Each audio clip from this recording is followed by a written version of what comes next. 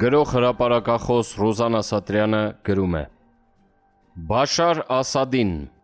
ավելի բարոյական կլիներ ինքնասպան լինեիր, քան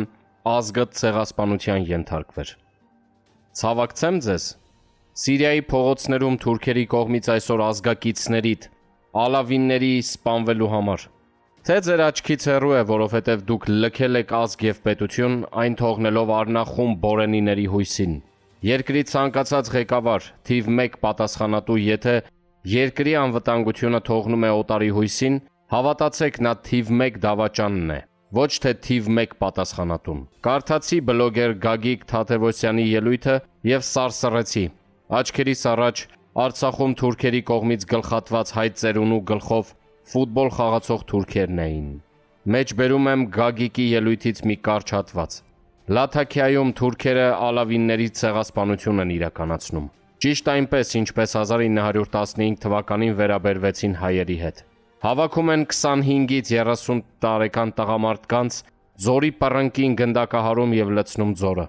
Այսօր տղամարդկանց, իսկ վաղը դա կանեն կանանց և երեխաների հետ։ Սարսափելի վիդեոներ եմ նայել։ Հայերս այս ամենը լսելով առաջինը պետք է արձագանքենք ալավի ազգի փրկության կոչին, որովհետև ակադեմիկոս Պարիս Հերունու մոտ ես հանդիպեցի տողերի, վաղ անցյալում ալավինների, հայկական արմատների հետ կապ ունենալու պատմությունը։ Ուստի թուրքը մնում է թուրք և Ալիևի հանցագործությունները ոչ թե քողարկել է պետք, այլ ջրի երես հանել, քանզի անպատիժ հանցագործը կրկնելու է այն, ինչն ինքը ճիշտ է համարում։ Ես խորապես ցավակցում եմ ալավի ժողովրդին, այս օրերի նրա լքվածության, անտերության և ազգային բնաջնջման աններելի իրողության համար, ինչը մենք ապրեցինք 44-օրյա պատերազմի օրերին։ Ամեն մարդ իր տունը ինքը պետք է պահպանի։ Ամեն ազգ իր երկիրը, իր հողը ինքը պետք է պահպանի, լսում եք հայեր։ Ու միայն մեր միասնությունը պետք է դարձնենք մեր հզոր զենքը, մնացածը մեր ձեռքին է։ Բարեկամներ, Ալիևը լուրջ բարոյական պատերազմ է հայտարարել մեր ժողովրդին, որի զենքը կեղծիքն ու վախի մթնոլորտ ստեղծելն է, հանրությանը կամազրկելու, ինքնապաշտպանությունից հեռացնելու և Հայաստանն առանց հայերի թողնելու նախկին և ներկա թուրքերի ծրագրերն իրականացնելու գործում։ Թե 90-ականներին զոհվածների թաղման վայրերի քարտեզ մեջբերելը, թե առաջին ազատագրական շարժման մասնակիցներին Ադրբեջանին արտահանձնելու պահանջները և Հայաստանում 350,000 ադրբեջանցի ներկրելը մեկ նպատակ ունեն՝ Հայաստանն ամբողջովին կապիտուլյացիայի ենթարկել։ Նա խաղաղության պայմանագիրը չի ստորագրի, մինչև Հայաստանն արևմտյան Ադրբեջան չդարձնի։ Ես ձեր սթափությանն եմ ապավինում, բարեկամներ։ Ուրիշ էլ ինչպես բացանեմ ճշմարտության դուռը։ Վերջին օրերին Սիրիայի ծովափնյա շրջաններում կառավարական ուժերի և նախկին նախագահի զինված կողմնակիցների միջև տեղի ունեցող բախումները մեծ ծավալների են հասել։ Երկու կողմից էլ կան բազմաթիվ զոհեր, ինչպես նաև անկանոն բախումների հետևանքով խաղաղ բնակիչներ են զոհվել։ Լրատվամիջոցները հայտնում են միայն խաղաղ բնակչության շրջանում ավելի քան 400 զոհի մասին։ Նրանց մեջ նաև հայեր կան։ Արևելքի տեղեկություններով Լաթաքիայում այսօր զոհված հայերը ոչ թե պատահական կրակոցների զոհ էին, ինչպես նախապես հայտարարվել էր, այլ նրանց սպանել են։ Արևելքը Լաթաքիայի իր աղբյուրից տեղեկացավ, որ հայր և որդի Բուտրոսներին Լաթաքիա վերադառնալուց կանգնեցրել և կրակելով սպանել են։ Թե բախումներին մասնակից որ կողմն է սպանել, առայժմ հայտնի չէ։ Մեր տեղեկություններով Բուտրոսներն այն քչաթիվ հայերից են, որ ծնվել են ասադների ծննդավայր Կարդահայում և այսօր պատմական այդ գյուղի միակ հայ ընտանիքն են։ Սպանվածներից հոր ծեր ծնողները դեռևս բնակվում են Կարդահայում։ Բուտրոսները տուն ունեն նաև Լաթաքիայում, իսկ դեպքի ժամանակ վերադառնալիս են եղել քրիստոնեական Կասապ, ոչ Քեսապ գյուղից։ Լաթաքիայի Սուրբ Աստվածածին եկեղեցում այսօր կատարվել է նրանց հոգեհանգստյան արարողությունն ու թաղման կարգը, որից հետո հուղարկավորությունը։ Հայր և որդի Անտուան և Ֆադի Բուտրոսները արևելքի տեղեկություններով պատկանում են Մերձավոր Արևելքում գոյություն ունեցող մի ինքնատիպ հայկական համայնքի,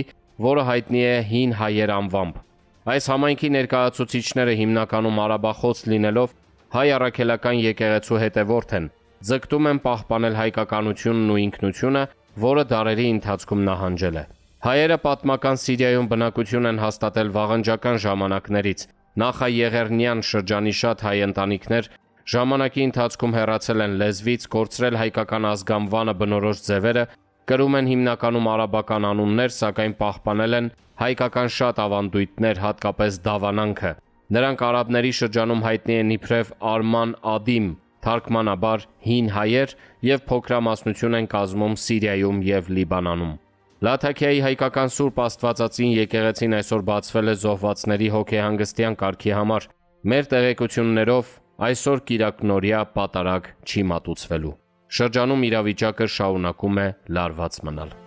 Քաղաքագետ Ստեփան Դանիելյանն էլ գրում է. այնինչ այսօր կատարվում է Սիրիայում, ալավինների ցեղասպանությունը դա նախերգանքի նախերգանքն է։ Մոտակա տարիներին Մերձավոր Արևելքում նման ցեղասպանություններ և ջարդեր դեռ շատ ենք տեսնելու։ Իսլամական աշխարհը մտցնում են անկառավարելիության և արյունահեղությունների փուլ և այդ սցենարը վաղուց է կանխատեսվել։ Առջևում Իրանն ու Կովկասն է, իսկ Հայաստանում պրոթուրքական իշխանություն են հաստատել, որը ծրագրավորված կերպով Հայաստանի դռները բացում է նման սցենարի համար։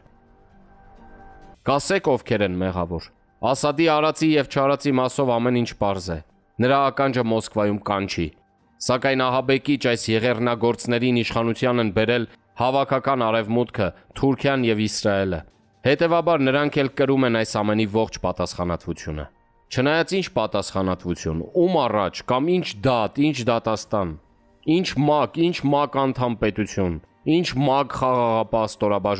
տեղակայում, ինչ վերպետական միջազգային կառույցներ, ինչ մարդու իրավունքների միջազգային կառույցներ, ինչ հումանիզմ և ժողովրդավարություն, ձայն բարբառո հանապատի։ Նրանք լուռ ու մունջ են։ Ոչ մեկը չի միջամտելու, ձեռքները չի բռնելու, չի կանխարգելելու, ոչ մեկը նրանց չի օգնելու։ Մինչ այս պահը աշխարհի ընդամենը 1-2 երկրից է հնչել արձագանք, ոչ դատապարտում կամ միջամտելու, կանխարգելելու խոսք կամ անգամ հայտարարություն, այն էլ ստանդարտ մարազմի և աբսուրդի ժանրից։ Կոչ կողմերին սթափության և խոհեմության։ Եվրոպան ևս Սիրիայում տեղի ունեցող ցեղասպանության վերաբերյալ դատապարտող հայտարարություն է տարածել։ Զավեշտն էլ այն է, որ դատապարտել են ցեղասպանվողներին, նրանց կարգելով մեղավոր։ Այս անբարոյական աշխարհն իր ամպլուայի մեջ է։ Ապատիան և կեղծավորությունը ժամանակակից աշխարհի դեմքն է։ Այս ամենից մեր մասով հետևություններ անելու, ողբերգությունների, անդառնալի հետևանքների մասին խոսելն անօգուտ է, բարձրաձայնելը անիմաստ և վտանգավոր։ Եվ հետո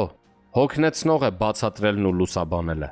Այս կոտորածը վերստին փաստում է, որ աշխարհին հետաքրքրում են միայն ռազմաքաղաքական առումով գործոն հանդիսացող և պայքարելու պատրաստ ազգերն ու պետությունները։ Եթե դու թույլ, անկազմակերպ, անզեն և պայքարելու անընդունակ ժողովուրդ ես, ուրեմն քեզ հանգիստ կարող են կոտորել նաև 21-րդ դարում և աշխարհը կլռի։